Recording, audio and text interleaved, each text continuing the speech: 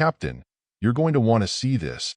Lieutenant Daniel's voice crackled over the ship's intercom, laced with an urgency that Captain Grace Holden hadn't heard in years. She lowered her coffee cup, the lukewarm liquid sloshing against the sides as she set it on the control panel. "What is it, Daniels?" Grace responded, her voice steady but curious. "The radar. It's gone crazy, picking up anomalies all around us. I think we've just entered the zone." The zone. Grace's heart skipped a beat. For months, stories had circled the naval fleet about strange occurrences in this stretch of the Pacific Ocean. Planes disappearing mid-flight, ships vanishing without so much as a distress signal. Some chalked it up to freak weather.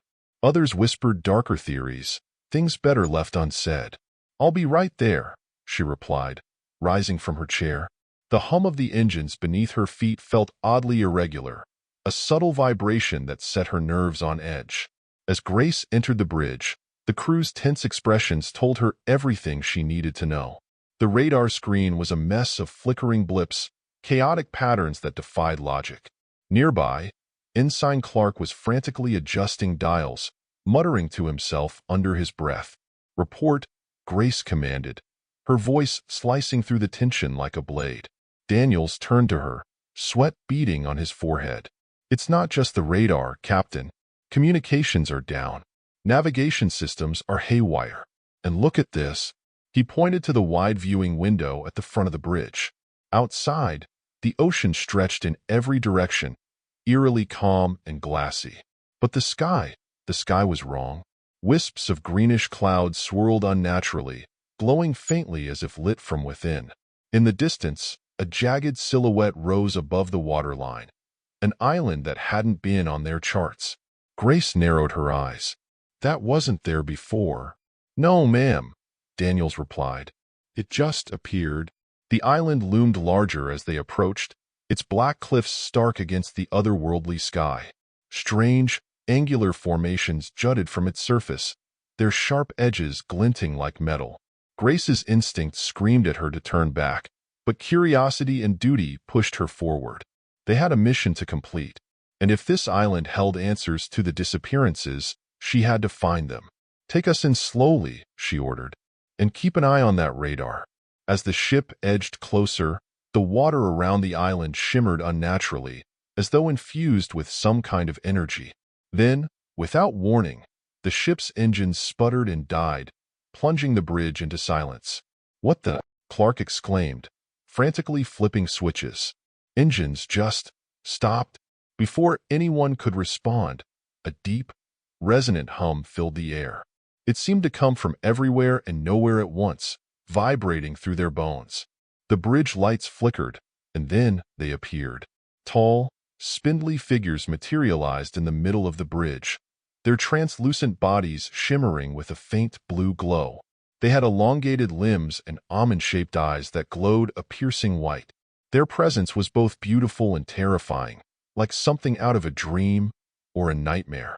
"Humans," one of them said, its voice echoing directly in their minds.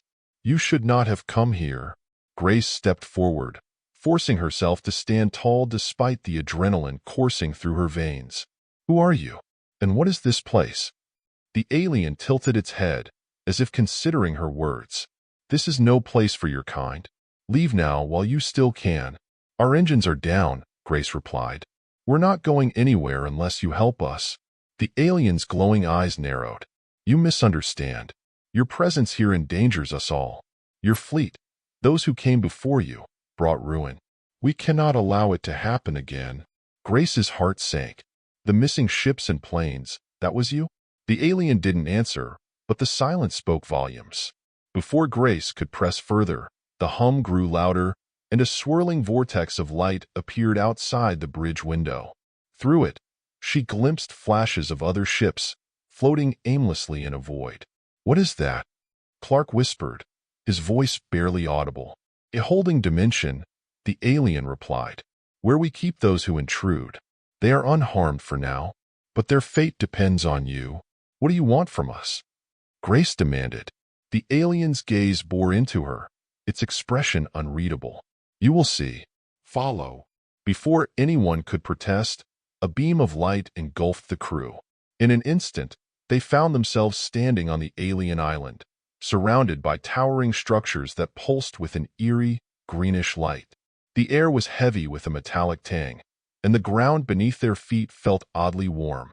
The alien gestured toward one of the structures, its elongated fingers curling in a beckoning motion. "Come."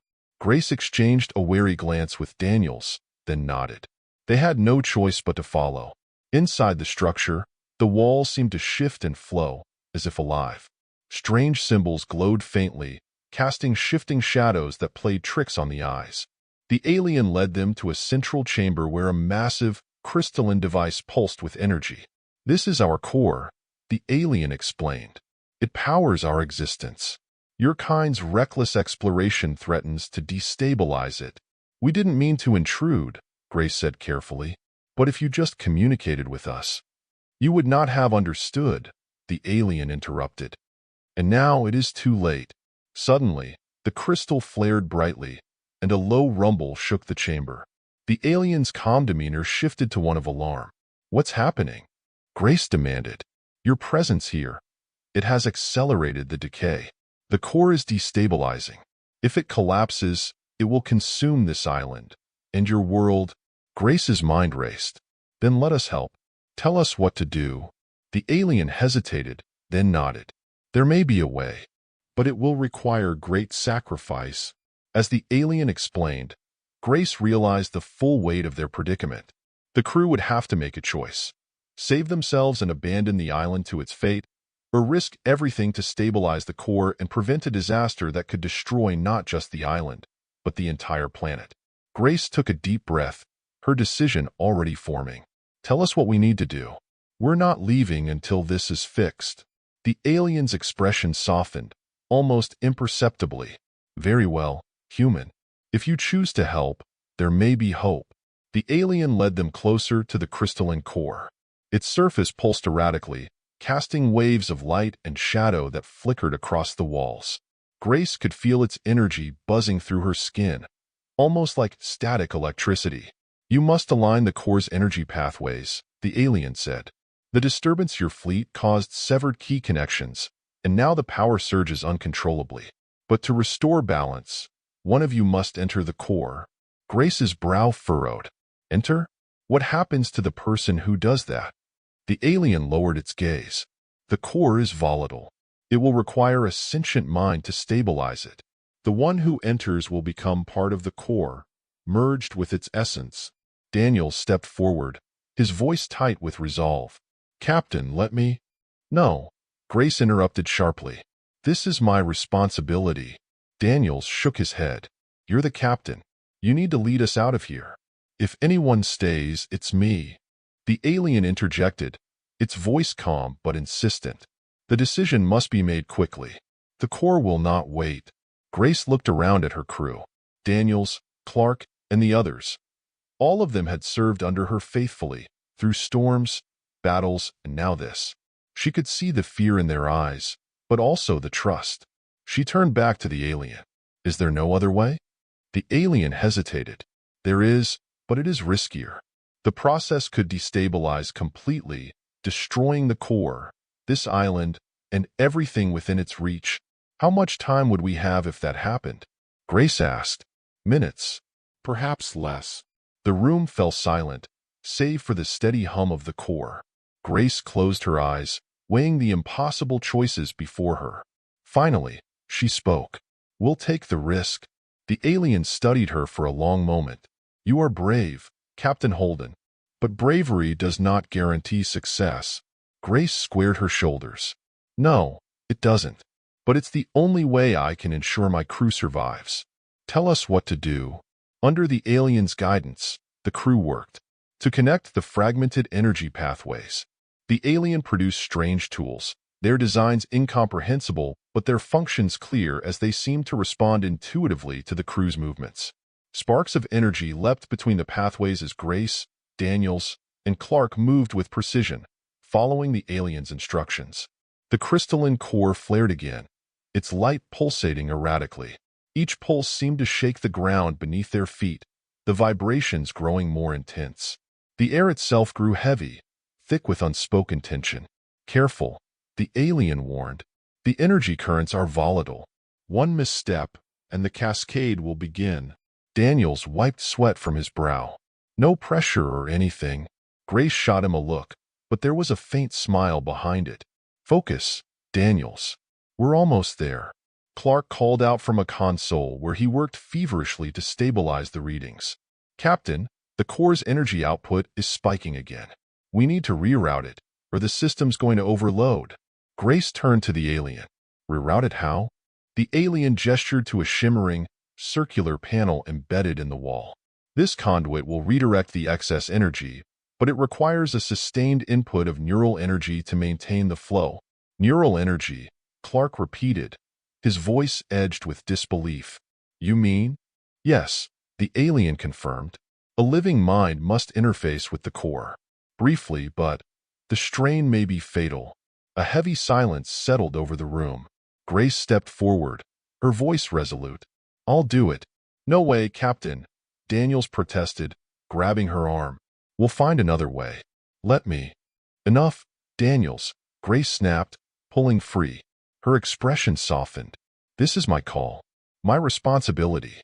You all have families waiting for you. I won't ask you to do this. Daniels opened his mouth to argue, but the look in her eyes stopped him cold. He nodded reluctantly, stepping back.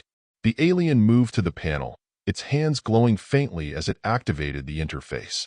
Tendrils of light emerged from the panel, writhing like living things as they reached toward Grace. She took a deep breath, steadying herself.